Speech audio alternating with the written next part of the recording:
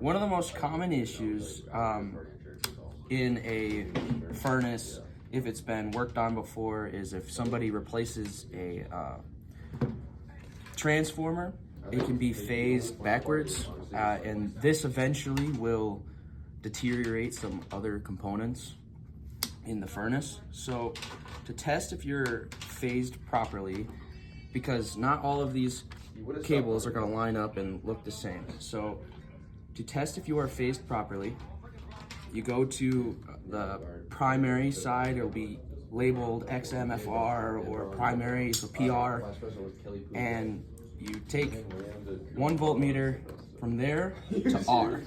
So if you're phased properly, you should be getting around 96 volts, but in this case, I've phased it improperly. And if you look at the voltmeter here, I'm gonna go from the primary over to R, and we're reading 134. That's showing that it's phased improperly. Where if I take these two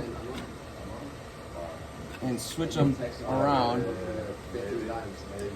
and put them how they're supposed to be,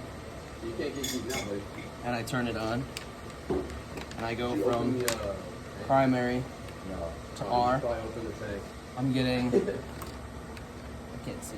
Should I open it all the way? Yeah, I see it. 69. Alright, let's see it. It's not pushed in all the way. I should be getting around 96. And we're pushing 70. Alright. So it's closer, but it's not 100% there.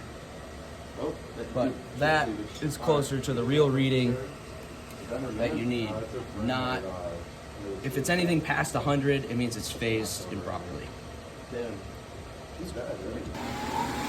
So for our second issue, this one is much less common, but if you're having problems of your flame is turning on and everything's working great, but the flame just randomly dies, that's the flame rod.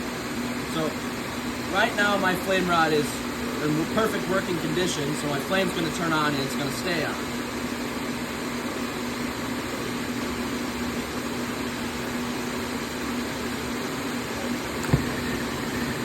Got flame. Because my flame rod is working, that flame's going to stay on. But if you had a bad flame rod, that fire would instantly cut out. So the first things to check when you have a faulty flame rod is to make sure that you're getting voltage to the flame rod. So turn this back on.